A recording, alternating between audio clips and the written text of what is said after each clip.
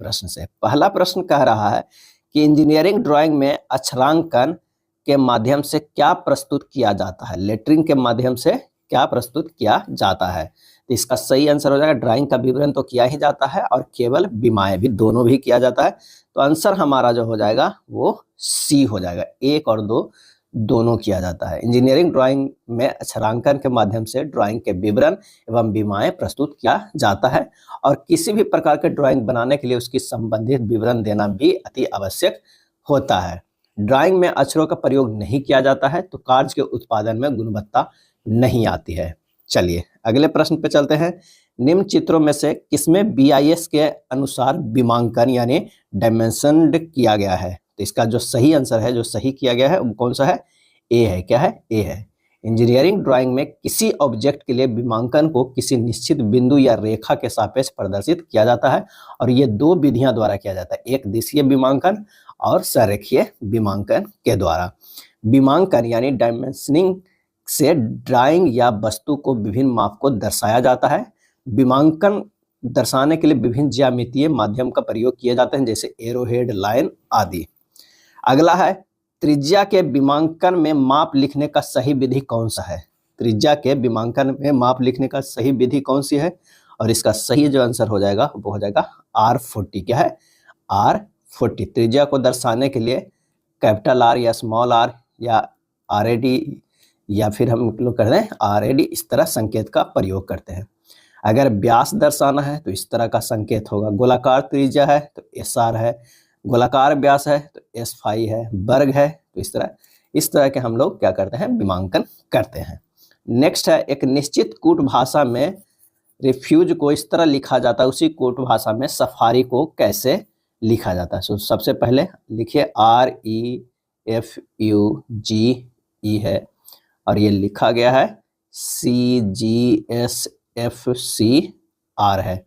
यहाँ से देखते हैं कि R को कहाँ किया गया है, यहाँ किया गया, R को यहाँ किया गया है और E को अगर इधर करते हैं तो लेकिन -2 है। क्या है, -2 है। चलिए यहाँ भी देखते हैं, E को क्या किया गया है, -2 किया गया है। F की अगर बात करते हैं तो यहाँ किया गया है। U को जो किया गया है, U यहाँ पर S किया गया है, ये -2 है और G को रखा गया है। यानी यहाँ पर वॉवेल को जो क्या किया गया है, वॉवेल को -2 किया गया है, वॉवेल को जो है -2 किया गया है। तो चलिए नेक्स्ट देखते हैं, सफारी, SAFARI, सफारी। सफारी के S को तो है क्या करना है, हूबहू यहाँ पर रख देना है। I को -2 करना है। क्या है, I को -2 करेंगे तो क्या होगा, G होगा। क्या है, -2 करेंगे तो G होगा। A को भी अगर -2 करेंगे तो Y होगा, इधर जाएगा -2 हो जाएगा। और यहाँ पर भी A को अगर हम -2 करेंगे तो क्या होगा, A को तो Y हो जाएगा। F को हम यहाँ पर रख देंगे और R को भी यहाँ कर देंगे तो GR/F/S हो जाएगा। आंसर जो हमारा हो जाएगा वो A हो जाएगा। क्या है, A हो जाएगा। एक निश्चित कूट भाषा में नेचर को इस तरह लिखा जाता है, सर्किल को इस तरह लिखा जाता है, उसी कूट भाषा में डेंजर को कैसे लिखा जाता है। तो ये सबसे पहले नेचर को जो लिखा गया है वो देखते हैं ये कैसा लिखा गया है। MASUQE है, यहाँ से N से M गया है, -1 है। A को डायरेक्ट यहीं लिखा गया है, T को जो है -1 किया गया है, U को डायरेक्ट लिखा गया है, R को जो है वो -1 किया गया है, E को डायरेक्ट लिखा गया है। चलिए एक एक छोड़कर यहाँ पर जो है माइनस किया गया है और सेम लिखा गया, -1 किया गया है, सेम लिखा गया। अगर हम देखते हैं सर्किल की बात करते हैं, CIRCLE, यहाँ से ये भी पता चलता है कि वोवेल को नहीं किया गया है, कॉन्सोनेंट को सिर्फ -1 किया गया है। लेकिन चलिए सर्किल से पता चल जाएगा, यहाँ पर C से -1 करेंगे तो B होगा, I को डायरेक्ट लिखा गया, R को -1 किए हैं तो Q है, C को डायरेक्ट लिखा गया, यहाँ C जो है वो कॉन्सोनेंट है यानी एक एक छोड़कर किया गया है। चलिए अब डेंजर को निकाल लेते हैं, डेंजर DANGER, डेंजर। डेंजर का क्या हो जाएगा, तो D से 1 माइनस करेंगे तो क्या हो जाएगा, यहाँ पर हो जाएगा C। A को डायरेक्ट लिखना है, N को -1 करना है तो M होगा, G को डायरेक्ट लिखना है, E को -1 करेंगे तो D होगा, R को डायरेक्ट लिखना है तो हमारा हो जाएगा कौन सा, तो आंसर हो जाएगा C।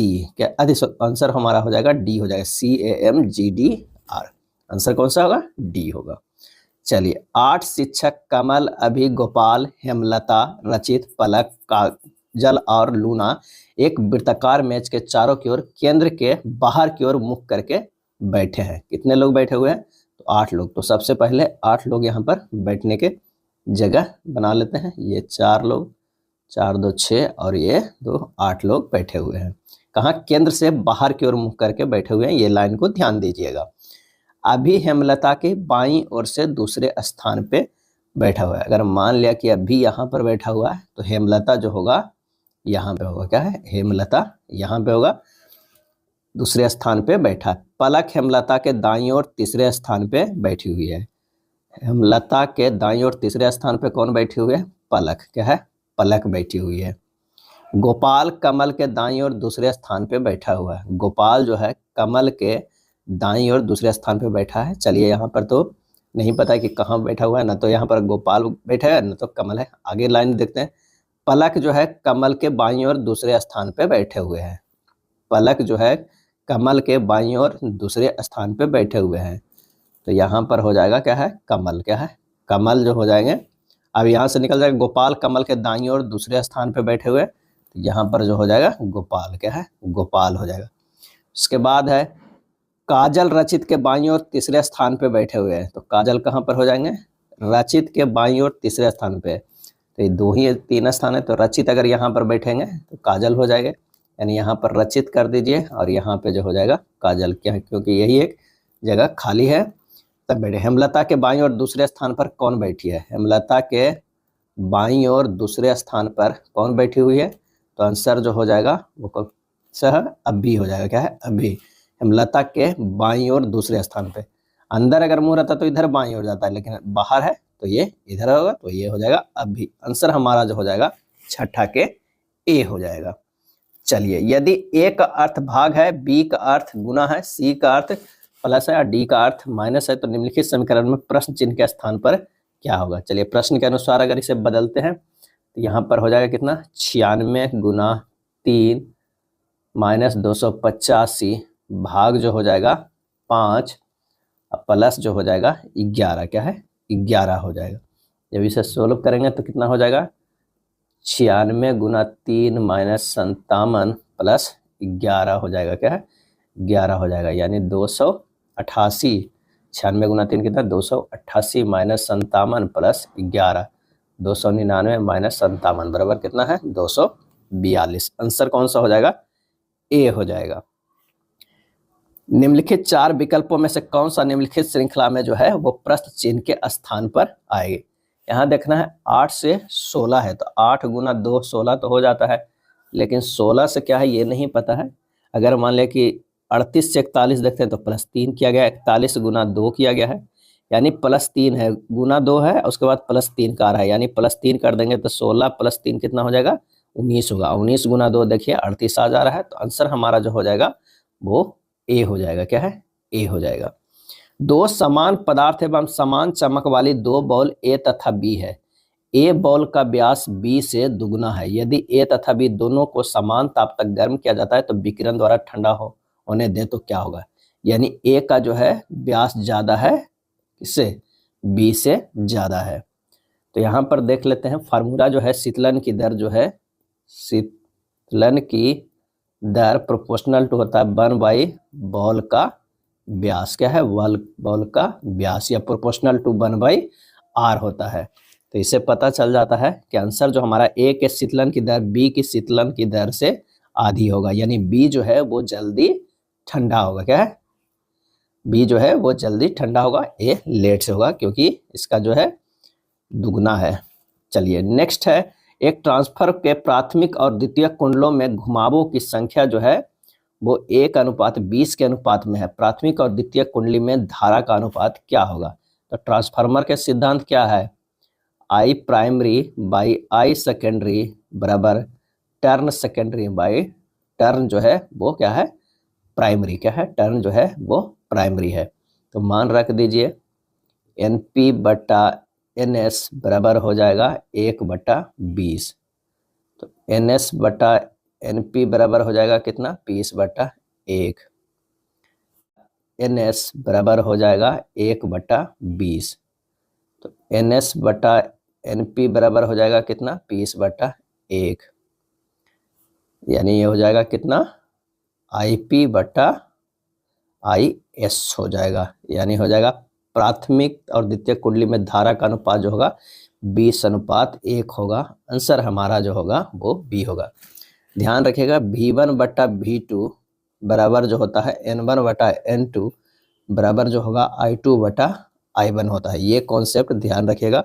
और V1 N1 और I1 जो है ये प्राइमरी टर्म का है, और V2 N2 I2 जो है वो सेकेंडरी टर्म के तरफ का सब कुछ है। H मीटर ऊंचाई के टावर के शीर्ष में एक पिंड को छोड़ा जाता है, उसे जमीन पर पहुंचने के लिए T सेकंड का समय लगता है। T/2 सेकंड समय पर वह पिंड जो है वो कहाँ था, वह पिंड जो है वो कहाँ था। H1 बराबर जो यहाँ से हो जाएगा वो होगा हाफ G T1² पहला, क्योंकि U जो है पिंड को प्रारंभिक में कितना है, 0 है। H2 बराबर हो जाएगा हाफ G T2², ये सेकेंड इक्वेशन है। अब एक को 2 से भागा दे देते हैं, यानी H1/H2 कर देते हैं, यहाँ पर जो हो जाएगा वो T1² बटा T2², यानी T1 बटा T2² है। अब प्रश्नानुसार निकाल लेते हैं। अगर मान लें कि H1 की जगह पर H रखते हैं, ये H2 हो जाएगा T², T2 की जगह पर क्या हो जाएगा T/2, क्योंकि कह रहा है T/2 सेकंड लगता है, तो ये स्क्वायर हो जाएगा। H2 बराबर हो जाएगा H गुना T² बटा 4 गुना T², तो ये कट जाएगा, H/4 मीटर आ जाएगा। आंसर हमारा जो हो जाएगा कौन सा, तो आंसर हो जाएगा 11 के B, जमीन से H/4 मीटर पर। एक रुद्रोष्म प्रक्रम के लिए उष्मा गति का प्रथम नियम क्या है। तो रुद्रोष्म प्रक्रम में जो होता है वो क्या होता है, dq बराबर जो होता है वो 0 होता है, और उष्मा गति का जो हमारा नियम है वो du बराबर dq माइनस dw है। dq 0 हो गया है, तो du बराबर जो होगा dw होगा। आंसर जो होगा माइनस में, तो आंसर हमारा कौन सा हो जाएगा, वो हो जाएगा C हो जाएगा। क्या है, 12 के जो है वो C होगा। प्रत्यावर्ती धारा का उपयोग इसके लिए नहीं किया जाता है। प्रत्यावर्ती धारा का उपयोग इसके लिए नहीं किया जा सकता है। इसका सही आंसर जो होगा वो D, इलेक्ट्रोप्लेटिंग के लिए जो है वो नहीं किया जा सकता। इलेक्ट्रोप्लेटिंग के लिए केवल दिष्ट धारा का प्रयोग किया जा सकता है।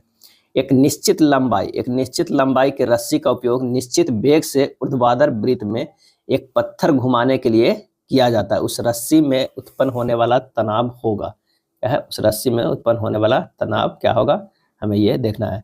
तो T जो होगा वो कितना होगा, mv/L के बराबर प्लस mg cos थीटा होगा। क्या है, mg cos थीटा होगा, यानी जो हमारा होगा वृत्त के शीर्ष में न्यूनतम होगा। क्या है, वृत्त के शीर्ष में न्यूनतम होगा। आंसर जो हमारा हो जाएगा वो C हो जाएगा। क्या है, C हो जाएगा।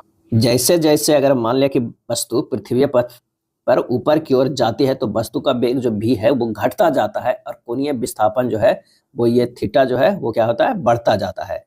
और थीटा उच्चतम बिंदु पर जाके कितना हो जाता है, 180 डिग्री हो जाता है। 180 डिग्री होता है क्योंकि न्यूनतम होगा, तो वृत्त के शीर्ष पर रस्सी में उत्पन्न होने वाला तनाव न्यूनतम होगा।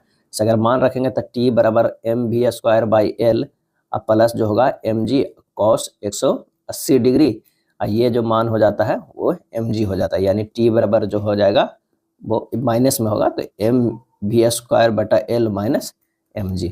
तो आंसर हमारा कौन होगा, वृत्त के शीर्ष में न्यूनतम होगा। 1.25 वोल्ट और 0.75 वोल्ट के दो सेल समानांतर क्रम में जोड़े गए हैं, तो जो वोल्टेज का मान होगा वो क्या होगा। तो समानांतर क्रम में अगर हम जोड़ते हैं तो हमारा जो मान होता है 1/v बराबर 1/v1 प्लस 1/v2 होता है। तो 1/v बराबर 1/1.25 प्लस 1/0.75। जब इसे हम हल करेंगे ये हमारा हो जाएगा कितना, 1/v बराबर 0.75 प्लस 1.25 अब बटा 1.25 गुना 0.75। इसे हल कीजिएगा तो ये आ जाएगा कितना, 1.2 बटा 1.25 गुना 0.75। क्या है, 0.75। v बराबर क्या होगा, उलट जाएगा, 1.25 गुना 0.75 बटा 2, यानी 0.468 आएगा। क्या है, 0.468 आएगा, यानी लगभग बराबर जो हो जाएगा इसके बराबर 0.5 वोल्ट के 0.5 वोल्ट के आंसर जो हमारा होगा वो बी होगा। कुछ चीज़ें को हमेशा जो है याद रखना हो, कई बार ये प्रश्न जो है पूछा जाता है। अगर रेसिस्टेंस का हो, अगर आर के बारे में हो तो आर पैरेलल हो तो क्या होगा, R1 plus R2 plus dot dot होगा। अच्छा आर पैरेलल नहीं, आर सीरीज हो तो, और अगर पैरेलल में हो तो 1/RP बराबर होगा 1/R1 plus 1/R2 plus dot dot. अगर कैपेसिटर में हो तो कैपेसिटर अगर पैरेलल में हो तब ये होगा C1 plus C2 plus dot dot. और अगर सीरीज में हो सीरीज में कैपेसिटर हो 1/C1 plus 1/C2 plus dot dot dot होगा। अगर वही इंडक्टर L की बात हो तो L जो है इंडक्टर L का, तो अगर सीरीज में हो तो ये होगा L1 plus L2 plus dot dot. और अगर इंडक्टर पैरेलल में हो तो ये हो जाएगा 1/L1 प्लस 1/L2। यहाँ S जो लिखा गया है वो सीरीज है और P जो है वो पैरेलल है, क्या है, पैरेलल है। उसी तरह अगर हम वोल्टेज की बात करते हैं, वोल्टेज का है तो अगर समानांतर क्रम में जोड़ा हुआ हो, क्या हो, पैरेलल में, यानी VP में जोड़ा हुआ हो 1/VP बराबर जो हो जाएगा 1/V1 plus 1/V2 dot dot हो जाएगा। और अगर सीरीज में जोड़ा गया हो V सीरीज में तो V1 plus V2 plus dot dot होगा। ये सब काफ़ी इंपॉर्टेंट टर्म है, इसे आप याद रखिएगा। सीरीज पैरेलल का कई प्रश्न इससे जरूर रहते हैं और एक न एक प्रश्न तो हर सेट में ही देखने को मिलता है। चलिए अगले प्रश्न पे चलते हैं। एक समानांतर चतुर्भुज का आधार उसकी ऊंचाई का दुगना है। यदि समांतर चतुर्भुज का क्षेत्रफल 338 सेंटीमीटर स्क्वायर है तो उसकी ऊंचाई जो है ज्ञात करना है। क्या है, ऊंचाई ज्ञात करना। माना कि ऊंचाई जो क्या है h है, आधार क्या है, आधार ऊंचाई का दुगना है यानी 2h है। तो समानांतर चतुर्भुज का क्षेत्रफल बराबर जो होता है वो क्या होता है, आधार गुना ऊंचाई होता है। आधार गुना जो है वो ऊंचाई होता है। और क्षेत्रफल यहाँ पर दिया हुआ है कितना, 338, क्या है, 338 सेंटीमीटर स्क्वायर। h गुना 2h यानी h स्क्वायर बराबर 169 है। 2 से इधर भागा दे दिया, 169 आ गया। तो h बराबर कितना आ गया, 13। ऊंचाई यहाँ पर कितना आ गया, 13 सेंटीमीटर। 4a और 16a के चतुर्थानुपाती 81 है। a का मान ज्ञात करना है। 4:a बराबर 16a अनुपात 81, क्या है, 81। तो a का हमें मान निकालना है। तो 16a स्क्वायर बराबर 4 गुना 81, a स्क्वायर बराबर जो हो जाएगा वो कितना होगा, 4 गुना 81 बटा 16, 4 यानी 81 बटा 4 होगा। तो a बराबर होगा 9/2, क्या है, 9/2। आंसर हमारा कौन सा हो जाएगा, सी हो जाएगा। चलिए अगला प्रश्न जो है वो सरल करना है। क्या है, सरल करना है। तो पहले जो है ब्रैकेट का करते हैं, छोटी कोष्ठ का, तो 14 गुना 14 ये करना है और इसमें से भागा देना है 13 गुना 14 को, यानी ये 13 गुना 14 बटा 14 गुना 14 है। तो ये तो कट जाएगा, 13/14 आएगा। लेकिन उसके बाद जो ये क्या है, यहाँ पर जो हो जाएगा ये 14/13 का ये गुना किया गया। क्या है, ये गुना किया गया, क्योंकि ये भी देखना है हमें टर्म में। तो ये 14 और ये 14 भी कट जाएगा, ये 13 कट जाएगा। हमारे पास जो बचेगा सिर्फ ये 5 बचेगा। क्या है, 5 है। आंसर कौन सा हो जाएगा, वो बी हो जाएगा। 10 मैचों के लिए एक गोल की संख्याएं जो है, संख्याओं 1 3 2 5 8 6 4 7 1 और क्या है 5 है। तो माध्यिका हमें ज्ञात करना है। तो इसको हमें क्या करना है कि पहले जो है बढ़ते क्रम में सजा लेना है। तो आइए देखते हैं कि दिया हुआ 1 है, 2 है, 3 है, 4 है, 5 है, 6 है, 7 है, 8 है, 9 है। 1 जो है वो 2 बार दिया हुआ है। क्या है, 2 बार दिया हुआ है। n बराबर टोटल टर्म जो है वो कितना है, तो 2 2 4 2 6 2 8 2 10 है। क्या है, 10 है। n बराबर 10 है। n/2 बराबर जो होगा 10/2 यानी 5 होगा। माध्यिका जो हमारा होगा वो 5वां पद होगा प्लस 6ठा पद होगा और बटा 2। 5वां जो है वो 4 है, 6ठा जो है 5 है बटा 2 यानी 4.5। आंसर हमारा जो हो जाएगा वो सी हो जाएगा। क्या है, सी है। अगला प्रश्न है कि पी और क्यू अकेले अकेले किसी कार्य को क्रमशः 8 और 6 दिन में जो है वो पूरा करते हैं। क्या है, पूरा करते हैं। क्यू काम शुरू करता है और क्यू और पी कार्य को खत्म करने के लिए एक एक दिन सी हो जाएगा, क्या है, सी है। अगला प्रश्न है कि पी और क्यू अकेले अकेले किसी कार्य को क्रमशः 8 और 6 दिन में जो है वो पूरा करते हैं, क्या है, पूरा करते हैं। क्यू काम शुरू करता है और क्यू और पी कार्य को खत्म करने के लिए एक एक दिन छोड़कर काम करते हैं। पी और क्यू के बीच पारिश्रमिक किस अनुपात में साझा किया जाना चाहिए। यानी यहाँ पर जो है क्यू से शुरू होता है, फिर पी करता है, फिर क्यू करता है, फिर पी करता है, इस तरह जो है साइकिल चलता है। 8 और 6 का एलसीएम ले लेंगे, ये हो जाएगा 24। इसकी जो क्षमता है वो 3 है और इसकी क्षमता जो है वो 4 है, क्या है, 4 है। अब कितने कितने दिन कार्य करते हैं, अगर दोनों मिल के यानी क्यू पी करेंगे तो कितना होगा, 4 3 7 कार्य करेंगे, लेकिन लगेगा 2 दिन, क्या है, 2 दिन। अब यहाँ से अगर मान लिया कि 3 से गुना करते हैं तो ये भी 3 साइकिल ये चलेगा, तो कितना होगा, 6 दिन। सतिया ये 21 है, 21 काम तो हो गया। अब 24 में से जो है 21 घट जाएगा, बचेगा 3 काम। अब उसके बाद कौन करेगा, क्यू करेगा। क्यू की क्षमता क्या है, 4 है, यानी 3/4 जो है वो एक्स्ट्रा किया है, कौन किया है, क्यू किया है। यानी पी जो है टोटल 3 दिन काम किया है, क्यू जो है कितना दिन काम किया है, 3 दिन प्लस 3/4 दिन। तो ये हो गया 4 × 12 3 15, 15/4 दिन किया है। अब कह रहा है पारिश्रमिक किस अनुपात में बांटा जाएगा। तो पी और क्यू द्वारा किए गए कुल कार्य क्या है, तो 3 दिन कार्य किया है 3 के क्षमता से, ये 15/4 दिन काम किया है 4 के क्षमता से। इसी अनुपात में तो पारिश्रमिक होगा, तो ये 4 4 कट जाएगा, ये हो जाएगा कितना, 9:15 हो जाएगा, यानी 3:5 हो जाएगा। आंसर जो हमारा हो जाएगा कौन सा, बी होगा। ये होगा 20 का जो है आंसर आ जाएगा, क्या है, बी आ जाएगा। निम्न में से किस दृश्य में किसी वस्तु के तीनों विमाओं में एक ही चित्र में दर्शाए जाते हैं। इसका सही जो आंसर हो जाएगा वो है तृतीय दृश्य। इन पिक्टोरियल व्यू में जो है वो तीनों दिखाया जाता है। चित्रीय प्रक्षेप में किसी वस्तु को एक ही चित्र में दर्शाया जाता है। इसका प्रयोग मुख्यतः आर्किटेक्चर तथा ड्राइंग कार्यों में जो है वो किया जाता है, क्या है, किया जाता है। आंसर हमारा जो हो जाएगा ये हो जाएगा। पदार्थ का रूढ़िगत निरूपण पहचाने, रूढ़िगत निरूपण जो है वो पहचाने, ये किस तरह, तो इसका आंसर जो हो जाएगा वो सी, स्टील है, क्या है, स्टील है। यहाँ पर कुछ को पहचानने के लिए देखना होगा कि ये किस तरह है। मान ले कि अगर ये इस तरह लाइनिंग दिया हुआ है तो ये स्टील का है, क्या है, स्टील है या मेटल है। अगर इस तरह कर दिया जाए तो स्टील या मेटल हो जाएगा। अगर ग्लास की बात है तो इस तरह रहेगा, बीच में थोड़ा सा इस तरह हैचिंग का किया हुआ रहता है। ये जो है वो क्या है, ये ग्लास का है, क्या है, ग्लास का है। अगर लिक्विड का रहता तो हाफ यहाँ पर भरा हुआ दिखता है इस तरह का, तो ये जो है वो लिक्विड का है, क्या है, लिक्विड का है। और अगर वुड का होगा, क्या है, वुड का होगा, तो यहाँ पर इस तरह का लाइनिंग रहेगा, इस तरह कटिंग किया हुआ रहेगा। फिर ये हाफ इस तरह अपना क्या हुआ रहेगा, यहाँ पर भी तरह लाइनिंग, मैंने कुछ डिफरेंट रहेगा। ये जो है वो वुड का होगा, क्या है, वुड का होगा। तो आंसर हमारा यहाँ कौन सा है, ये सी, लकड़ी का है। शीर्षक खंड यानी टाइटल ब्लॉक ड्राइंग शीट पर कहाँ बनाया जाता है, कहाँ टाइटल ब्लॉक जो है वो कहाँ बनाया जाता है। अगर सपोज दैट कि हमारा जो है वो ड्राइंग शीट यहाँ पर है, इतना है ड्राइंग शीट ये है, तो हमारा जो टाइटल ब्लॉक बनाया जाता है वो यहाँ पे बनाया जाता है, क्या है, यहाँ पे बनाया जाता है। यानी आंसर जो हमारा हो जाएगा कौन सा हो जाएगा, टी हो जाएगा। नीचे दाईं तरफ बनाया जाता है, नीचे जो है दाईं तरफ बनाया जाता है।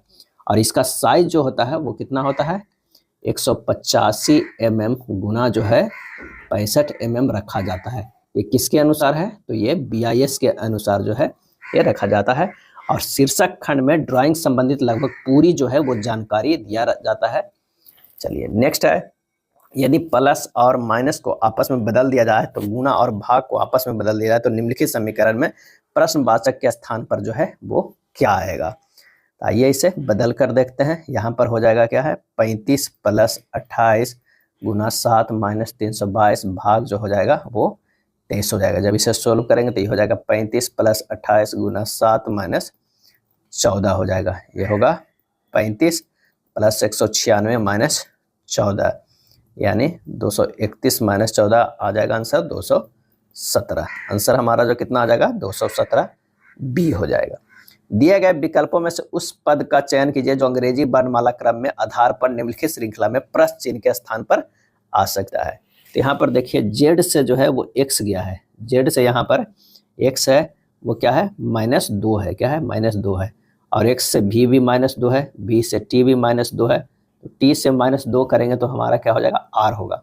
r हमें 2 में मिल रहा है, तो बीच वाला में भी देखिए r में i है, तो हम लास्ट वाला चेक कर लेते हैं। m से जो है वो k गया है, m से k गया है -2 है, k से i गया है -2 है, i से g गया है ये भी -2 है, तो g से -2 करेंगे तो e होगा। तो r e हमारा कौन सा ऑप्शन में है, तो a में है। आंसर हमारा हो जाएगा 25 का a। 26 है, एक निश्चित कूट भाषा में दिया हुआ है, ब्लड रिलेशन का प्रश्न है, यहाँ से हमें निकालना है। कह रहा है कि a गुना b बट्टा c माइनस d है, यानी a गुना b बराबर जो होगा a b की पत्नी है, क्या है, पत्नी है। अब b बट्टा c जो हो जाएगा वो b c का क्या है, पिता है, क्या है, पिता है, b c का पिता है। c माइनस d बराबर होगा c d का जो है वो क्या है, भाई है, क्या है, भाई है। इससे निकल जाएगा a और b जो है पति पत्नी है, क्या है, पत्नी है। अब b जो है वो पिता है किसका, c का, और c जो है वो भाई है किसका, d का। हमें निकालना कौन सी है, b का d से संबंध, ये संबंध देखना है। तो ये हो जाएगा कौन सा, मैंने ये d c भाई है तो ये पिता है, तो ये भी पिता हो जाएगा। आंसर हमारा जो आ जाएगा 26 के c होगा। चलिए देखना है कि तेजी से यानी शीघ्रता से, तो इसमें कौन सा आंसर हो जाएगा, तो निष्क्रिय सक्रिय, क्या है, निष्क्रिय सक्रिय। आंसर हमारा जो हो जाएगा वो बी हो जाएगा। जिस प्रकार तेजी से और शीघ्रता से एक दूसरे के समानार्थी है, ठीक उसी प्रकार जो है ACD भी समानार्थी है। सच के सही प्राप्त करना के हासिल करना, विपत्ति के परेशानी। तो कहा इसमें जो कहता है निरूपण नहीं करता इस संबंध को, ये नहीं में पूछ रहा है, तो ये हो जाएगा आंसर हमारा बी होगा। दी गई आकृति में कितने वर्ग है, क्या है, दी गई आकृति में जो है वो कितने वर्ग है ये देखना है।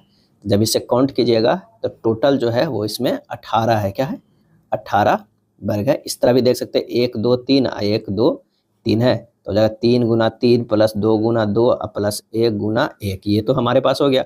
और 1 2 3 4 प्लस 4 और आगे जोड़ दीजिए, टोटल जो होगा वो 18 होगा। यदि एक वस्तु कुछ दूरी चलकर वापस अपने उसी बिंदु पर आ जाती है जहां से वह चली थी, तो क्या हो जाएगा, जहां से वो चली थी और फिर वापस आ जाती है तो क्या होगा, औसत जो होगा वेग वो 0 हो जाएगा। आंसर हमारा क्या हो जाएगा, ए हो जाएगा। औसत वेग जो है वो 0 हो जाएगा, औसत चाल नहीं, औसत वेग, क्योंकि कुछ दूरी चलकर वापस अपने उसी स्थान पर आ जाती है।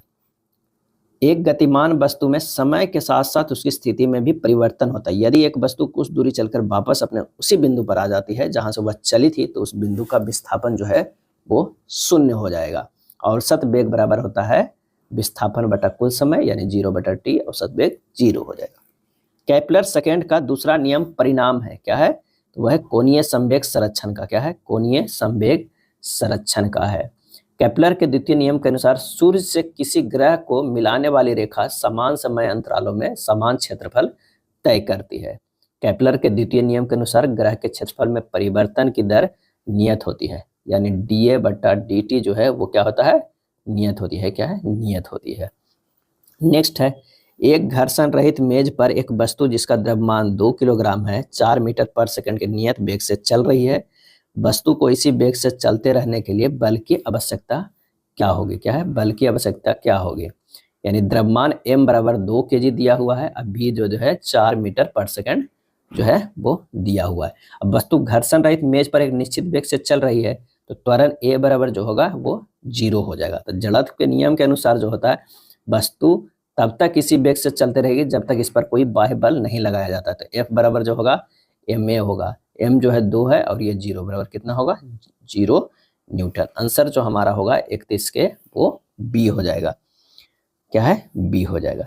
एक बर्तन जिसकी रेखीय प्रसाद गुणांक जो है वो अल्फा है, द्रव से भरा हुआ है, द्रव का आयतन प्रसार गुणांक गामा है। यदि गर्म करने पर द्रव जो है वो बर्तन से बाहर निकल जाता है, तब जो होगा गामा ग्रेटर देन 3 अल्फा होगा, क्या है, गामा जो है वो ग्रेटर देन 3 अल्फा होगा। गामा और अल्फा में जो संबंध होता है वो क्या होता है, अल्फा बराबर β/2 बराबर गामा/3 होता है। तो अल्फा बराबर क्या हो गया, गामा/3, यानी 3 अल्फा बराबर गामा। ये जो है करा कि गर्म करने पर द्रव बर्तन के बाहर निकल जाता है, तब द्रव का आयतन प्रसार गुणांक जो गामा है वो बर्तन के रेखीय प्रसार गुणांक अल्फा से ज्यादा होगा। अल्फा से यहाँ जो है वो गामा का वैल्यू ज्यादा होगा, तो यही हो जाएगा हमें कि gamma greater than 3 alpha. Answer हमारा हो जाएगा बी हो जाएगा। किस दिशा में स्थिति ऊर्जा घटती है, किस दिशा में? तो स्प्रिंग को संपीड़ित करने पर, स्प्रिंग को जो है संपीड़ित करने पर जो है वो क्या होता है, स्थिति ऊर्जा जो है हमारा क्या होता है, घटती है। अगला प्रश्न है कि 10% वार्षिक ब्याज दर पर 3 वर्ष के लिए 2000 के मूलधन पर चक्रवृद्धि ब्याज और साधारण ब्याज के बीच का अंतर ज्ञात करना है। तो 10% वार्षिक ब्याज की दर से 3 वर्ष में कितना हो जाएगा ब्याज प्रतिशत? तो 10 गुना 3 बराबर कितना हो जाएगा, 30%। और वही 10% वार्षिक चक्रवृद्धि ब्याज की दर से क्या है, चक्रवृद्धि ब्याज की दर से 3 वर्ष में ब्याज प्रतिशत कितना हो जाता है, 33.1% हो जाता है। तो ब्याज का प्रतिशत अंतर क्या होगा, ब्याज का जो है प्रतिशत अंतर जो होगा वो क्या होगा, तो होगा 33.1 माइनस 30 हो जाएगा, यानी 3.1% हो जाएगा। तो अभिष्ट अंतर बराबर कितना हो जाएगा, अभिष्ट अंतर बराबर जो हमें निकालना है 2000 के 3.1% निकाल लेना है। ये हो जाएगा कितना, 62 रुपया के बराबर हो जाएगा, कितना, 62 के बराबर। आंसर हमारा जो हो जाएगा वो बी हो जाएगा। अगला है, एक वस्तु 2500 में खरीदी गई, दुकानदार इसकी अंकित कीमत पर 12% की छूट की अनुमति देता है और फिर भी 10% लाभ प्राप्त करता है। वस्तु की अंकित कीमत ज्ञात करना है। अब वस्तु का क्रय मूल्य कितना है, तो वस्तु का क्रय मूल्य जो है वो 2500 है, 2500 है।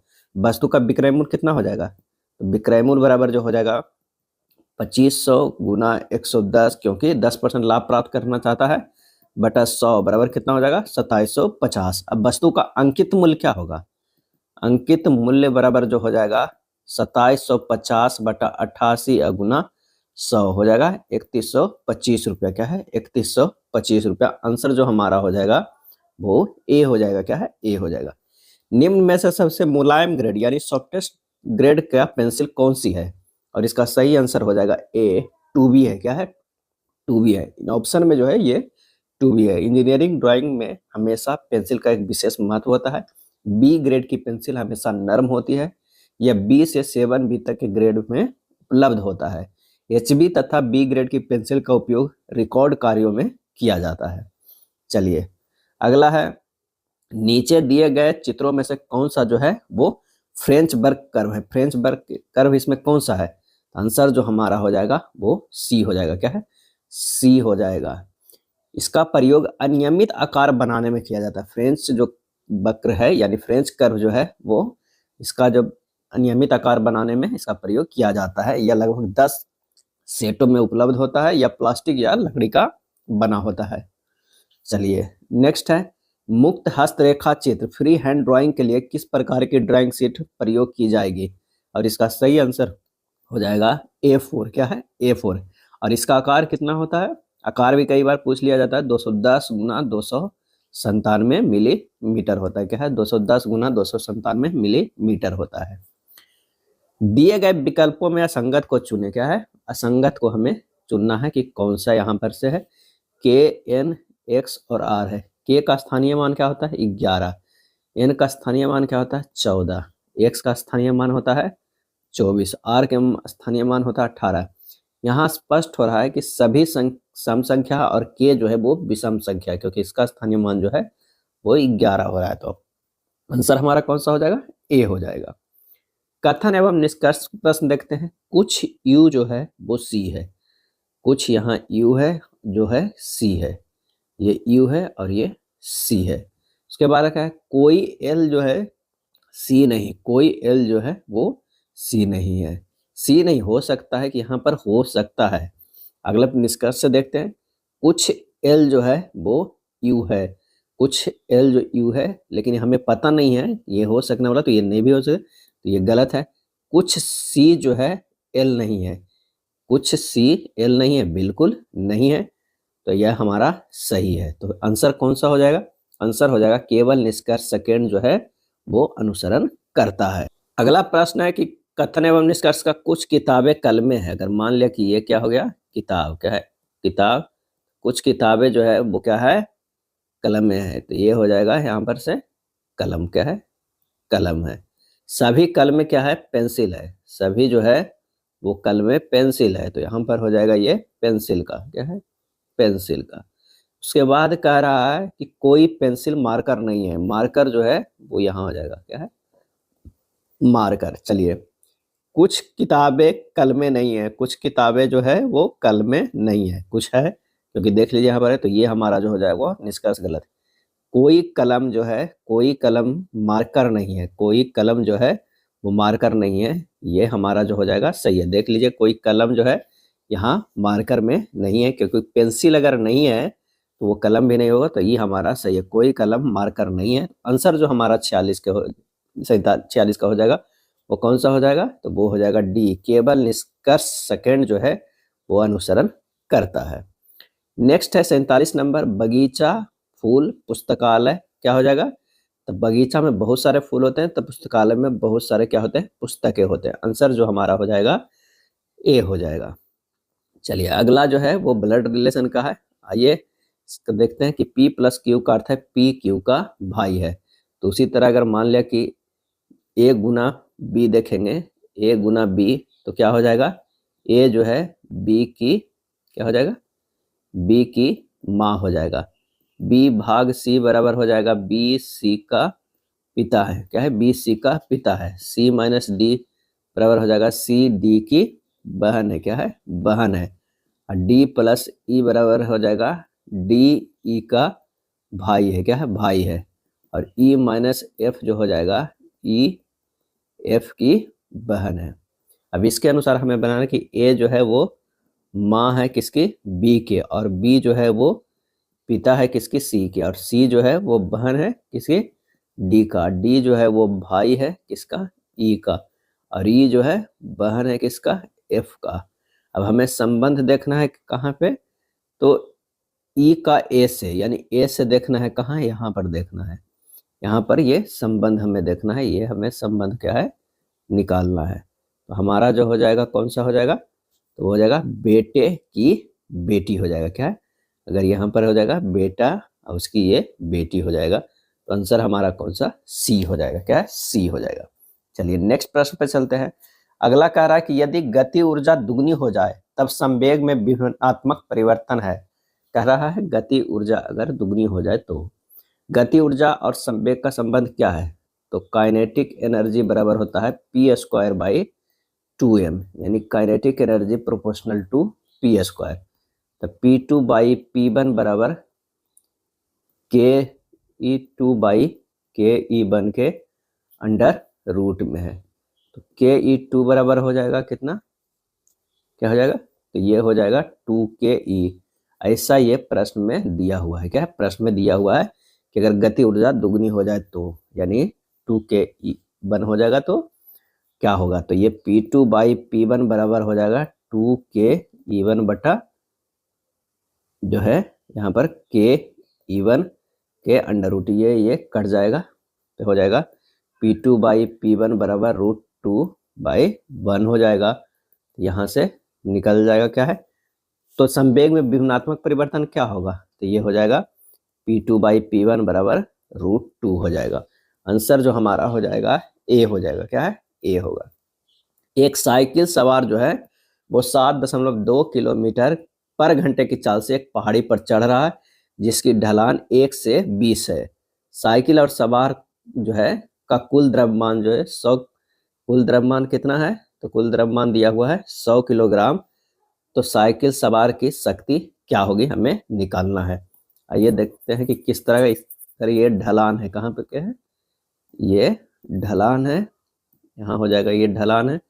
यहाँ पर अगर हम mg लगा रहे हैं तो ये क्या होगा, ये नीचे mg है, यहाँ पर जो लगेगा mg साइन थीटा लगेगा, ये जो है वो mg साइन थीटा नहीं, सॉरी mg कॉस थीटा। यहाँ पर जो लगेगा ये लगेगा mg साइन थीटा, और यहाँ पर ये नॉर्मल जो लग रहा है वो आर के है, और ये जो है वो थीटा डिग्री है, क्या है, थीटा। अब साइकिल सवार का वेग कितना है, 7.2 किलोमीटर पर आवर, यानी 7.2 गुना 5/18 कर दीजिए, इससे क्या है मीटर पर सेकंड हो जाएगा, तो हो जाएगा कितना, 2 मीटर पर सेकंड। अब पहाड़ी का mg साइन थीटा नहीं, सॉरी mg कॉस थीटा, यहाँ पर जो लगेगा ये लगेगा mg साइन थीटा, और यहाँ पर ये नॉर्मल जो लग रहा है वो आर्क है, और ये जो है वो थीटा डिग्री है, क्या है, थीटा। अब साइकिल सवार का वेग कितना है, 7.2 किलोमीटर पर आवर, यानी 7.2 गुना 5/18 कर दीजिए, इससे क्या है मीटर पर सेकंड हो जाएगा। तो हो जाएगा कितना, 2 मीटर पर सेकंड। अब पहाड़ी का ढलान जो है 1 से 20 है, यानी साइन थीटा बराबर कितना है, 1/20 है, क्या है, 1/20 है। अब क्या है, साइकिल सवार द्वारा पहाड़ी पर चढ़ने में लगाया गया बल कितना लगेगा।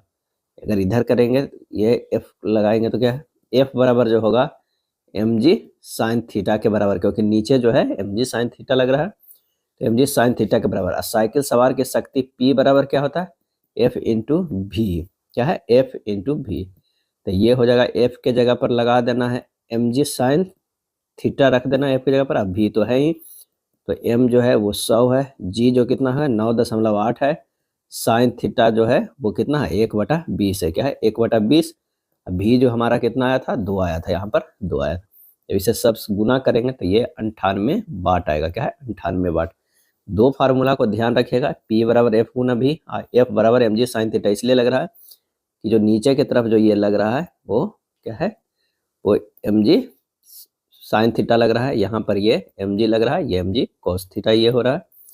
तो यहाँ पर जो F चढ़ने के लिए जो ढलान पे होगा वो mg साइन थीटा के बराबर होगा। तो आंसर हमारा कौन सा हो जाएगा, 98 वाट, डी हो जाएगा। नेक्स्ट है 51 नंबर। 100 ग्राम द्रव्यमान के एक कण को 5 मीटर पर सेकंड की चाल से ऊर्ध्वाधर ऊपर की ओर फेंका जाता है। कण के ऊपर जाने के समय के दौरान गुरुत्व बल द्वारा किया गया कार्य क्या होगा। तो भी स्क्वायर बराबर जो होता है यू स्क्वायर प्लस 2gh से ऊपर पहुंचने पर क्या हो जाएगा, भी जो हो जाएगा वो 0 हो जाएगा, और गुरुत्वीय त्वरण जो होगा वो -g के बराबर होगा। ऊर्ध्वाधर गति में कण द्वारा की गई ऊंचाई क्या होगा, तो h बराबर जो हो जाएगा यू स्क्वायर बाई 2g हो जाएगा, क्या है यू स्क्वायर बाई 2g हो जाएगा। तो यहाँ पर से हम क्या करें, 5 ये हो जाएगा स्क्वायर बटा 2 गुना 9.8 हो जाएगा, क्या है 2 गुना 9.8, यानी 25/2 गुना 9.8। अब गुरुत्वीय बल द्वारा किया गया कार्य कितना होगा, W कह रहा, गुरुत्वीय द्वारा किया गया कार्य, तो W बराबर जो होगा mgh cos थीटा होगा, क्या है cos थीटा, यानी 0.1 जो हो गया 100 ग्राम ग्राम में कह रहा, तो 0.1 kg हो गया। उसके बाद क्या है 9.8 हो गया जी का मान, एच का कितना है 25/9.8 गुना 2 कॉस 180 डिग्री होगा, क्योंकि ये सीधे फेंका जा रहा है ऊपर की ओर, तो ये हो जाएगा कॉस 180 डिग्री। कॉस 180 डिग्री का मान जो होता है -1 होता है। तब यहाँ पर जब करेंगे सॉल्यूशन तो ये हो जाएगा कितना, तो ये हो जाएगा -0.1, 9.8 कट गया, ये जो हो जाएगा 25/2, क्या है 25/2। कॉस 180 डिग्री का मान तो -1 है, इसलिए -1 रखें, ये हो जाएगा -1.25 जूल हो जाएगा। तो आंसर हो जाएगा कौन सा, ए हो जाएगा, क्या है ए हो जाएगा। अगला प्रश्न है कि लेंज का नियम किस राशि के संरक्षण का परिणाम है, लेंज का नियम, तो इसका सही आंसर हो जाएगा सी, ऊर्जा का। लेंज का नियम क्या है, तो जब किसी कुंडली के पास चुंबक का उत्तरी ध्रुव लाया जाता है तो कुंडली के पास वाला सिरा भी उत्तरी ध्रुव बन जाता है, जो चुंबक के पास आने का विरोध करता है, क्योंकि दोनों समान ध्रुव बन जाते हैं जो एक दूसरे पर प्रतिकर्षण बल लगाते हैं, अर्थात कुंडली चुंबक के पास आने का जो है वो विरोध करती है। अगला प्रश्न है कि प्रदर्शित परिपथ में ए तथा के बीच तुल्य प्रतिरोध का मान ज्ञात करना है। एक फिगर दिया हुआ है, ये फिगर थोड़ा सा मिसप्रिंट है, ये जो हमारा लाइनिंग होगा ये यहाँ पर होगा, क्या है यहाँ पर होगा, ये ध्यान रखिएगा, ये लाइनिंग जो है यहाँ पर आके जुटेगा। तो यहाँ पर देखिए, अगर ये होगा ये बी होगा, यहाँ पर कोई अपने मन से जो हम दे देते हैं सी, और यहाँ पर जो देते हैं डी, क्या है सी या डी दे देते हैं। तो डी जो हमारा पॉइंट है वो एक लाइनिंग यहाँ पर वायर से जुटा हुआ है, तो डी भी इसी पॉइंट को कहते हैं, और सी से जो वायर जुटा हुआ है बी इधर, तो इसको भी हम सी कह सकते हैं। अब यहाँ से हमें देखना है कि ए से सी गया है तो कितना है, 9 ओम का है। ए से हमारा जो है वो सी गया है तो ये 9 ओम का है। सी से डी गया है, यानी सी से डी गया है तो ये भी जो है वो 9 ओम का है, और डी से बी गया है, क्या है डी से बी गया है तो ये भी हमारा 9 ओम का है। तीनों जो है यहाँ पर पैरेलल हो गया है, तो ए और बी के बीच जो है वो 9 ओम का पैरेलल में 3 रेसिस्टेंस लगा हुआ है। तो हमारा क्या हो जाएगा, 1/r बराबर हो जाएगा 1/9 प्लस 1/9 प्लस 1/9 हो जाएगा। यहाँ पर 9 ले लीजिए, ये 1 प्लस 1 प्लस 1 यानी 3/9 बराबर हो जाएगा 1/3। r बराबर जो आ जाएगा वो 3 मान हो जाएगा। आंसर हमारा जो हो जाएगा वो डी हो जाएगा। ध्यान रखिएगा यहाँ पर थोड़ा सा मिस प्रिंट है, ये प्रश्न में जो होगा यहाँ पर के जगह पर ये लाइन जो है वो यहाँ जुटा होगा, क्या है, यहाँ जुटा हुआ होगा। आंसर हमारा होगा डी। 1 मिनट में माइक्रो सेकेंड होते हैं, 1 मिनट में माइक्रो सेकेंड होते हैं। 1 मिनट में तो होता है 60 सेकेंड, क्या है 60 सेकेंड। 10⁻⁻6 बराबर होता है 1 माइक्रो, क्या है माइक्रो सेकेंड होता है, क्या है सेकेंड। तो 60 सेकेंड बराबर होता है कितना, 60/10⁻6 हो जाएगा, यानी हो जाएगा कितना 60 × 10⁻6 माइक्रो जो हो जाएगा सेकेंड हो जाएगा, यानी 6 × 10⁻7 हो जाएगा। 6 × 10⁻7 माइक्रो सेकेंड हो जाएगा, बी हो जाएगा। 54 के क्या है, बी हो जाएगा। अगला है, जब एक स्क्रू जैक के हैंडल को 8 बार घुमाया जाता है तो लोड 10 सेंटीमीटर बढ़ जाता है। यदि हैंडल की लंबाई जो है 0.5 मीटर है तो यांत्रिक लाभ क्या हो जाएगा, यांत्रिक लाभ क्या हो जाएगा। तो स्क्रूज के लिए जो है MA जो होता है वो कितना होता है, भार बटा आयास होता है, क्या भार बटा आयास। और ये हो जाएगा कितना, तो आयास की भुजा, आयास जो हो जाएगा आयास भुजा बटा भार भुजा, क्या है भार भुजा, यानी भार भुजा बराबर हो जाएगा कितना, कुल दूरी, क्या है कुल दूरी बटा घूर्णनों, क्या है घूर्णनों की कुल संख्या, क्या है कुल संख्या हो जाएगा। यानी 10 × 10⁻2 मीटर बटा कितना है 8 है। तो MA बराबर जो हो जाएगा 2 पाई इंटू 0.5 × 8 बटा 10 × 10⁻2 × 1। L बराबर जो है वो क्या है 0.5 मीटर है।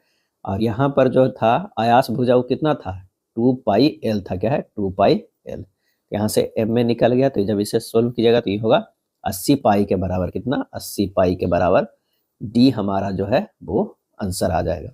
निम्नलिखित को हल करना है, क्या है हल करना है।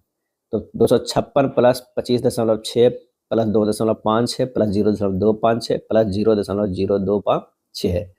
जब इसे सबको जोड़िएगा तो आ जाएगा 284.441 आ जाएगा। आप कर लीजिएगा, काफ़ी आसान है। आंसर हमारा जो हो जाएगा वो डी हो जाएगा। यदि ब्याज की गणना वार्षिक तौर पर होती है तो एक निश्चित धनराशि 10% वार्षिक ब्याज दर से 2.5 वर्षों में 12,705 हो जाती है। यदि ब्याज की गणना अर्धवार्षिक रूप से की जाती है तो उसी धनराशि पर समान दर से 1 वर्ष में प्राप्त होने वाली चक्रवृद्धि ब्याज जो है वो क्या होगा। तो 2 वर्षों में CI परसेंटेज कितना हो जाएगा 10 प्लस 10 प्लस 10 गुना 10/100 कितना होता है 21% होता है। 2.5 वर्षों में CI परसेंटेज कितना हो जाता है 21 प्लस 5 प्लस 21 गुना 5/100 कितना हो जाएगा 27.05% हो जाएगा। 2 वर्ष में तो 21 है, फिर 5 और परसेंटेज जो है आधा वर्षों में, तो ये हो जाएगा 27.0%। तो मिश्र धन बराबर कितना हो जाएगा मूलधन गुना 100 प्लस 27.05/100 तो हो जाएगा 12705 गुना 100/127.05 बराबर क्या हो जाएगा मूलधन के बराबर होगा, क्या है मूलधन के बराबर होगा। तो यहाँ से हमारा मूलधन निकल जाएगा कितना, तो ये हो जाएगा कैलकुलेट कीजिएगा तो 10,000 आ जाएगा, क्या है 10,000। अब अर्धवार्षिक दर हो जाएगा कितना 10/2 यानी 5% हो जाएगा। और 2 वर्ष क्या है 2 वर्ष कितना होगा CI परसेंटेज जो होगा 2 अर्धवर्ष यानी 1 वर्ष है, तो CI परसेंटेज कितना हो जाएगा यहाँ पर जो है वो 2 अर्धवर्ष है, क्या है वृद्धि ब्याज बराबर जो हो जाएगा 10,000 के कितना 10.25/100 यानी 1025। आंसर जो हमारा हो जाएगा वो डी हो जाएगा, क्या है डी। अगला है 35 सेंटीमीटर गुना 11 सेंटीमीटर गुना 20 सेंटीमीटर भुजाओं वाले धातु के एक पट्टी को पिघलाकर 0.7 सेंटीमीटर त्रिज्या वाले एक तार का निर्माण किया जाए। तार की लंबाई कितनी होगी। तो प्रश्न से करा कि L गुना B गुना H बराबर हो जाएगा पाई R स्क्वायर H, बस इसे इक्वेट कर देना है। 35 गुना 11 गुना 20 बराबर 22/7 R स्क्वायर 0.7/10 गुना 0.7/10 और गुना H। यहाँ से H के मान निकालिएगा कैलकुलेट करके, तो थोड़ा सा कैलकुलेशन लंबा जाएगा। 5 पर कितना हो जाएगा, 5 शून्य क्या है, 5 शून्य हो जाएगा, सेंटीमीटर में हो जाएगा। तो इसे मीटर में बदल देते हैं तो 5000 मीटर आ जाएगा, क्या है 5000 मीटर आ जाएगा। आंसर हमारा जो हो जाएगा वो बी हो जाएगा, क्या है बी होगा।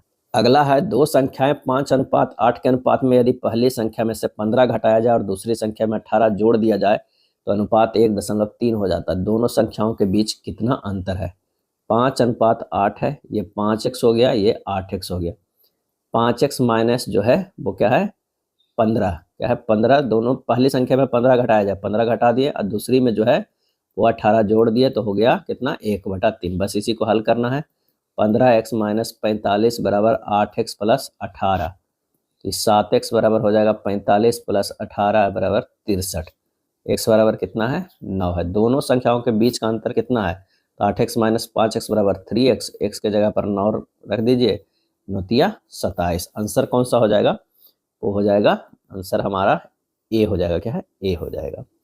ए की आय बी की आय से 20% अधिक और सी की आय ए और बी की कुल आय से 55% कम है। सी की आय ए की आय से कितने प्रतिशत जो है वो कम है।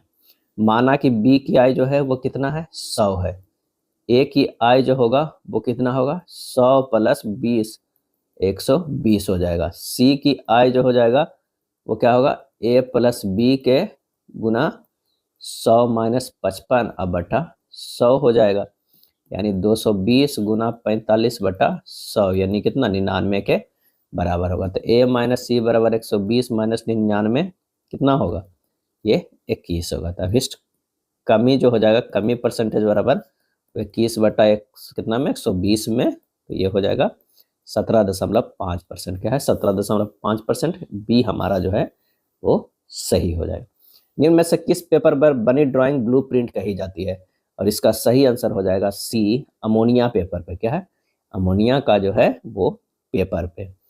सब इससे पहले बनी ड्राइंग के ऊपर ट्रेसिंग के ऊपर पेपर रखकर इंक पेन द्वारा इस ड्राइंग की नकल की जाती है, इसलिए इसे ब्लूप्रिंट कही जाती है, क्या है ब्लूप्रिंट कही जाती है।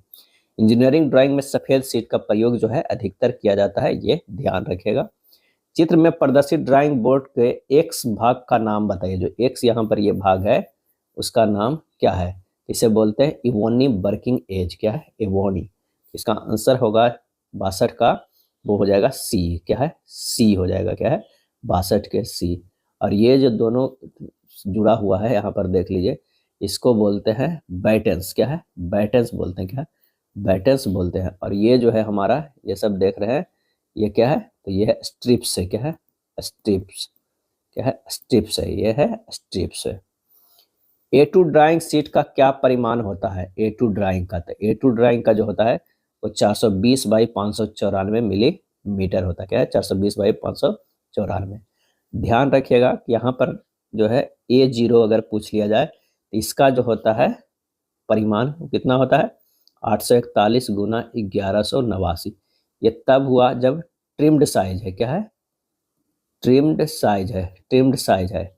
और एक और होता है जो अनट्रिम्ड है, क्या है अनट्रिम्ड साइज, अनट्रिम्ड साइज है। तो इसका जो होता है 880 गुना 1230, ज़्यादातर के ट्रिम का ही पूछता है। A1 का अगर हम बात करते हैं 594 गुना 841 होता है। यहाँ पर जो है ए नोट का जो चौड़ाई होता है, ये चौड़ाई होता है वो A1 के लंबाई के बराबर होता है, क्या है लंबाई के बराबर होता है। इसी तरह ये बढ़ते जाता है। अगर मान लिया कि A2 की हम बात करते हैं तो 594 क्या हो जाएगा, इसका जो हो जाएगा लंबाई, और इससे चौड़ाई तो कम होगा तो ये है 420। A3 की अगर हम बात करते हैं तो 420 जो हो जाएगा ये इसकी लंबाई हो जाएगा, इससे कम जो हो जाएगा वो क्या है चौड़ाई हो जाएगा। इसी तरह A4 की अगर हम बात करते हैं तो ये जो हो जाएगा 297, और ये इधर जो हो जाएगा कितना 210। A5 की अगर हम बात करें तो इसका 210 जो हो जाएगा लंबाई हो जाएगा, चौड़ाई 148 हो जाएगा। तो ये हमारा जो है वो ध्यान रखिएगा। आंसर हो जाएगा ए। कथन एवं निष्कर्ष का प्रश्न है कि एक अधिकारी बैठक बुलाकर और शर्तों पर चर्चा करने से कंपनी एक्स और कंपनी वाई के बीच का विवाद सुलझ जाएगा। निष्कर्ष, दोनों कंपनियां इस मुद्दे को सुलझाने के लिए राजी नहीं है। दूसरा, कंपनी एक्स और कंपनी वाई के बीच एक टेंडर को लेकर विवाद है।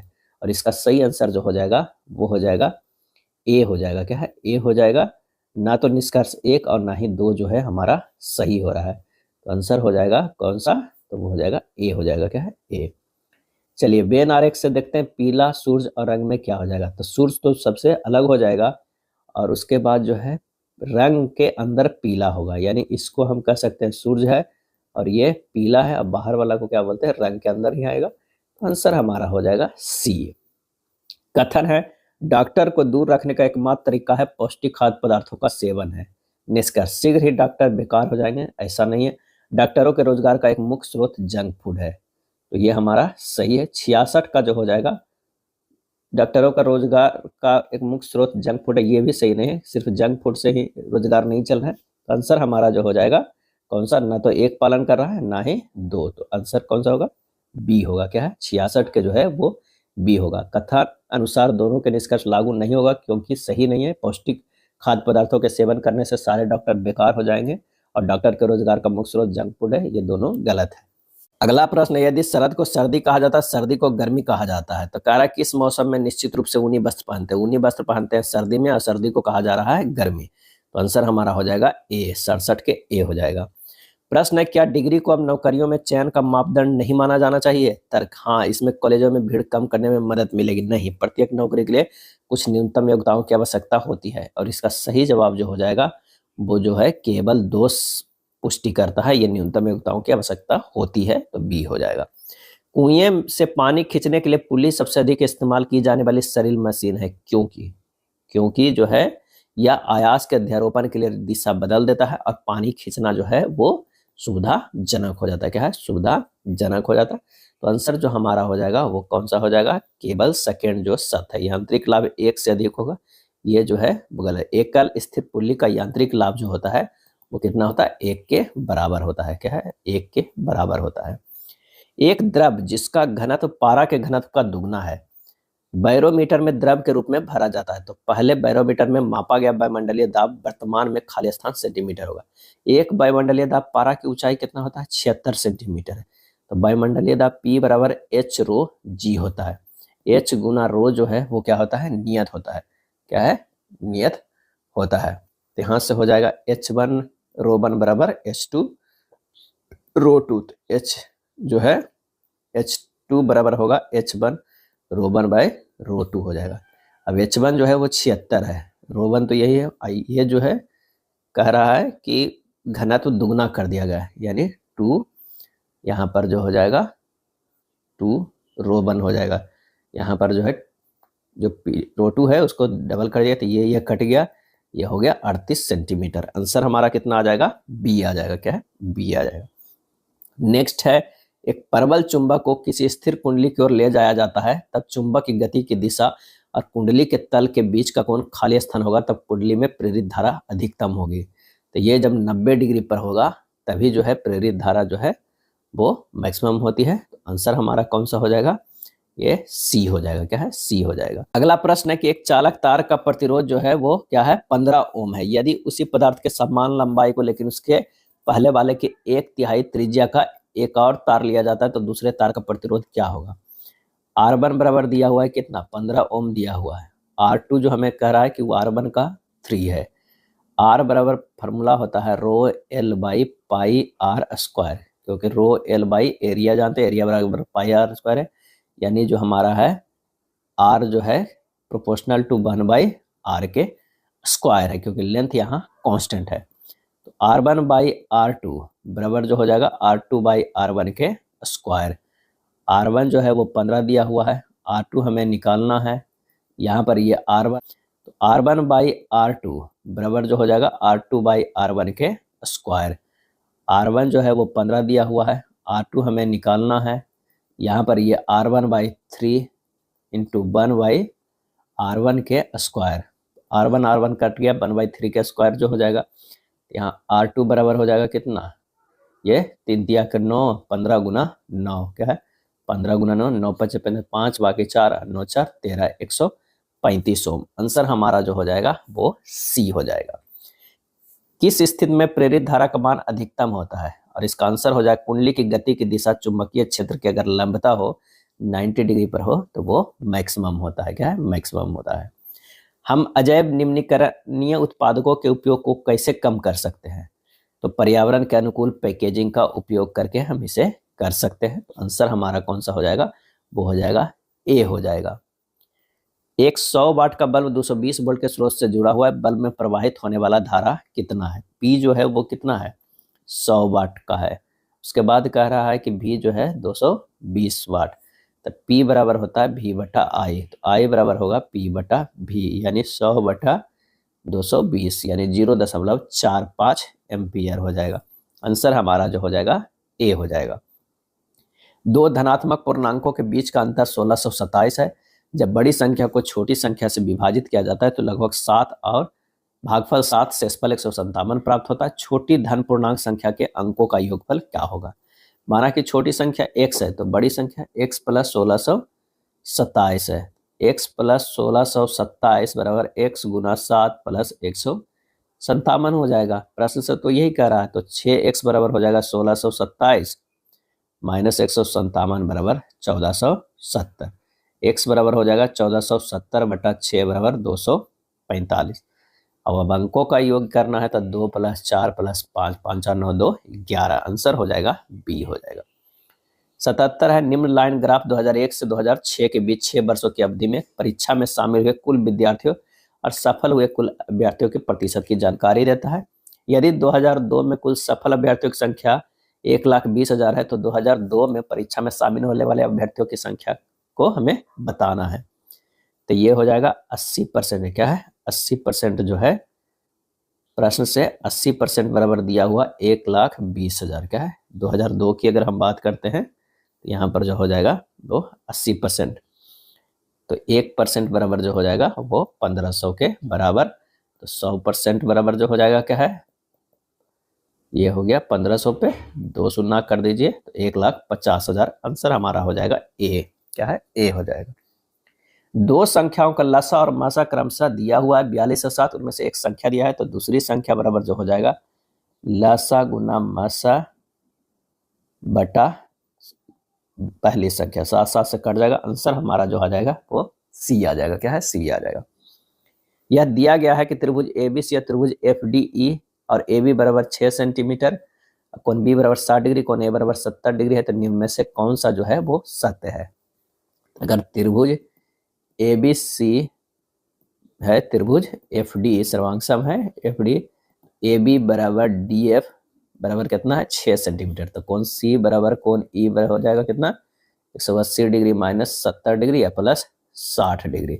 ये होगा 50 डिग्री। तो DF बराबर 6 सेंटीमीटर और कोण E बराबर जो होगा 50। आंसर हमारा जो हो जाएगा वो ए होगा। आंकड़ों की माध्यिका ज्ञात करना है तो सबसे पहले इसे अरेंज कर देना है। आरोही क्रम में कर देते हैं। तो बढ़ते क्रम में 10 15 18 20 21 25 28 30 और 35। कितना? 1 2 3 4 5 6 7 8 9 टर्म है।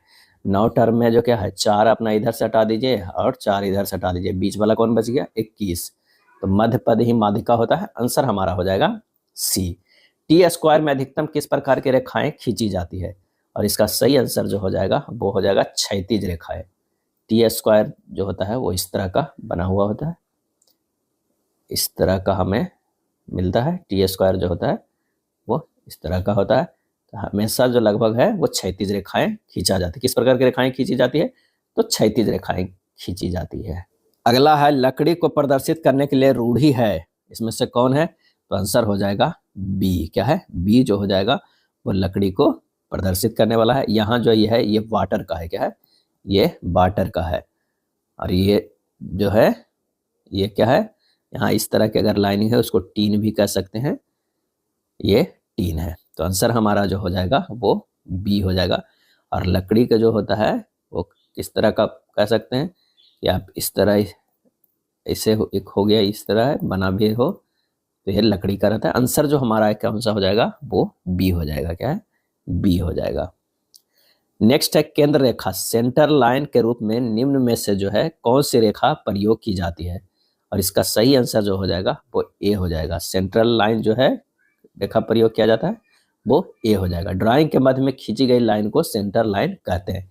इस ड्राइंग में सुराख एवं झिर्री की दर्शाने के लिए प्रयोग किए जाते हैं। ये लाइन पतली होती है। क्या है, पतली होती है। अब मोटी लाइन को जो हम लोग क्या बोलते हैं, ऑब्जेक्ट लाइन कहते हैं। अगला है एक निश्चित कूट भाषा में सेल्फिश को इस तरह लिखा जाता है तो मॉनिटर को कैसा लिखा जाएगा। तो एस से देखिए, यहाँ पर एस से क्या किया गया है, वो टी किया गया है, तो यहाँ पर क्या गया है, +1 किया गया है। लेकिन ई से क्या है, 1 -1 किया गया है, तभी डी आया है। अगला जो होगा एल से क्या है, एम है, तो एल से एम जो है वो +1 किया गया है। यानी यहाँ पर जो हमारा सीरीज चल रहा है +1 -1 +1 -1 चल रहा है। तो उसी तरह मॉनिटर को कर देते हैं, एम का +1 जो हो जाएगा वो एन हो जाएगा, ओ के -1 एन हो जाएगा, उसी तरह एन का +1 ओ हो जाएगा, आई के +1 जो है आई का -1 एच हो जाएगा। तो इस तरह हमें जो निकल के आएगा NNOH, उसके बाद होगा UNS। आंसर हमारा जो होगा सी होगा। चलिए अगला है, दिए गए संख्या युग में दूसरी संख्या पहली संख्या से कुछ गणितीय संक्रियाएं करके प्राप्त की जाती है। तो यहाँ पर देखना कि विषम संख्या युग्म कौन सा है। 6 और 4 में संबंध देखते हैं। अगर 6 को 2 से भागा देते हैं तो 3 आता है, उसमें 1 जोड़ देते हैं तो 4 आ जा रहा है। अगर उसी तरह 20 को 2 से भागा देंगे तो 10 + 1 11 आ जा रहा है। 12 को 2 से भागा देंगे 6 + 1 7 आ रहा है।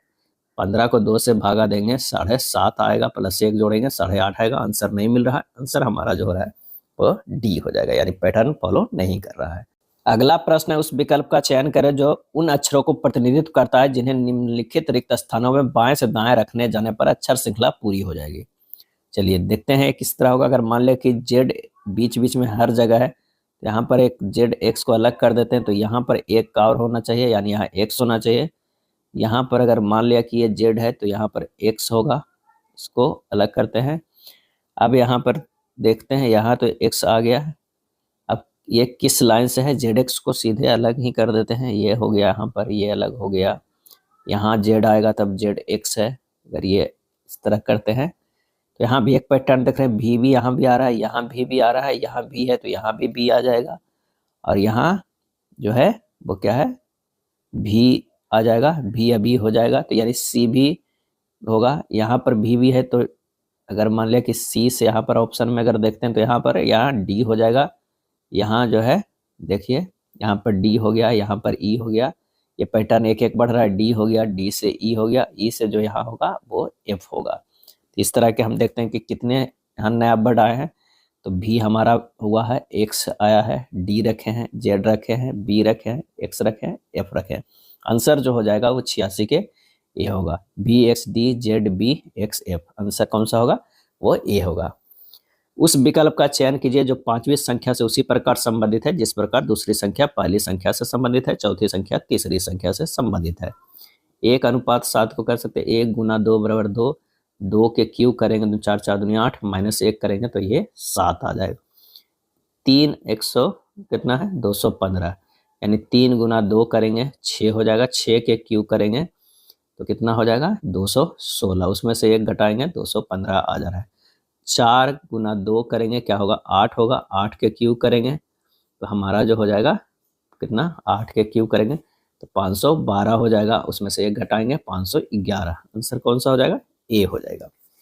शब्द जो है प्रैक्टिकल, आगे से पीछे दोनों दिशाओं में से कितने अक्षर युग्म मौजूद है जिनके बीच शब्द उतने ही अक्षर है जिनके बीच अंग्रेजी वर्णमाला में है। PARTIC जो है L और E है। यहाँ पर से चेक करना है, अगर हम P से पढ़ते तो PQR यहाँ पर हमें मिल जाता है, PQRSTUVW नहीं मिल रहा है। उसी तरह CDE एक ये मिल रहा है, इसे क्या है, एक ये, 2 ही हमारा मिल रहा है, बाकी आप कहीं भी तरह CDE एक ये मिल रहा है, इसे क्या है, एक ये, 2 ही हमारा मिल रहा है, बाकी आप कहीं भी देखिएगा अगर पीछे में तो नहीं मिलेगा। आंसर हमारा जो हो जाएगा वो सी हो जाएगा। विद्युत धारा के प्रवाह का प्रतिरोध करने की चालक की प्रवृत्ति खाली स्थान कहलाती है। और इसका सही आंसर हो जाएगा बी, विद्युत धारा के प्रवाह को विरोध कर रहा है यानी रोक रहा है। तो क्या कर रहा है? प्रतिरोध कर रहा है। चालक की प्रवृत्ति प्रतिरोध कहलाती है। फ्लेमिंग के बाएं हाथ के नियम में तर्जनी किसकी दिशा को इंगित करती है? और इसका सही आंसर हो जाएगा चुंबकीय क्षेत्र का। क्या है? चुंबकीय क्षेत्र का जो है ये करता है। तर्जनी जो है वो मैग्नेटिक फील्ड का है। जो बीच वाला उंगली है, 3 उंगली होता है, तो यहाँ पर ऊपर वाला जो उंगली है वो क्या होता है? मोशन का। क्या है? मोशन का। और ये जो है वो मैग्नेटिक फील्ड का, मैग्नेटिक फील्ड का। ये जो है वो करंट का है, करंट का। बीच वाला उंगली जो है ये करंट का है, ये तर्जनी है और ये अंगूठा है। इनमें से किसका उपयोग परिपथ को विच्छेदित या विद्युत परिपथ को बंद करने के लिए किया जाता है? और इसका आंसर हो जाएगा स्विच। स्विच से आप या तो विच्छेदित कीजिए या परिपथ को चालू कीजिए। आंसर हो जाएगा सी। निम्नलिखित में किस गैस के सल्फर डाइऑक्साइड और कार्बन मोनोऑक्साइड के साथ मिलने की वजह से अम्ल वर्षा होती है? और इसका सही आंसर जो हो जाएगा वो हो जाएगा नाइट्रोजन ऑक्साइड का। क्या है? नाइट्रोजन। यदि वर्षा जल का पीएच मान जो होगा वो 5.6 से कम हो तो उसे अम्ल वर्षा कहते हैं। क्या है? अम्ल वर्षा कहते हैं। अम्ल वर्षा मुख्यतः सल्फर डाइऑक्साइड और नाइट्रोजन के ऑक्साइड के कारण होता है।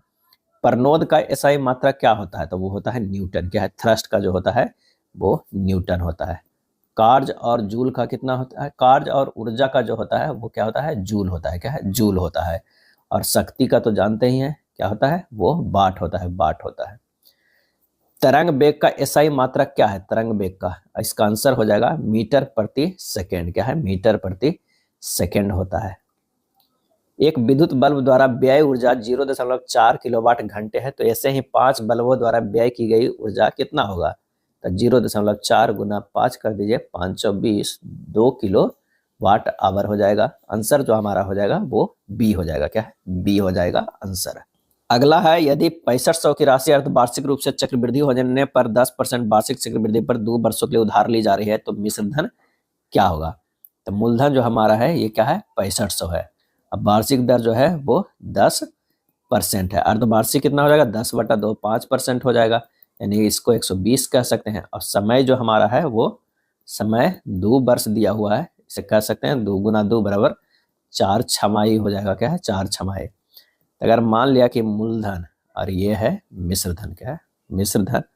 अगर ये 20 के पावर 4 है तो ये हो जाएगा 20 + 1 यानी 20 × 21 के पावर 4। ये हो जाएगा 4 शून्य 16 पर, ये 1 9 4 4 8 1 हो जाएगा। तो मिश्र धन बराबर जो हमारा हो जाएगा वो कितना होगा? 6500 गुना 1 9 4 4 8 1 बटा 1 6 0 0 0 0। बस इसको हल कर देना है, आंसर आ जाएगा 7900। क्या है? 7900 आंसर आ जाएगा। आंसर हमारा हो जाएगा कौन सा? ए हो जाएगा। नेक्स्ट है 97 नंबर प्रश्न के अनुपात 17:21 के प्रत्येक पद में से कितना घटाने पर प्राप्त अनुपात 7:9 के बराबर हो जाएगा? यानी 17 में से ए और 21 में से ए घटाएंगे तो 7/9 आ जाएगा। बस यही हल करना है।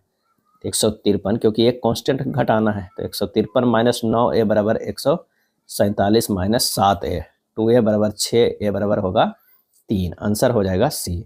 यदि एक वर्ग की सभी भुजाओं के माप में 50% की वृद्धि कर दी जाए तो उसके क्षेत्रफल में होने वाली प्रतिशत वृद्धि हमें ज्ञात करना है। तो कितना हो जाएगा? तो 50 + 50 + 50 गुना 50 बटा 100 यानी 100 + 100, 100 + 25 यानी 125%। आंसर हो जाएगा सी हो जाएगा।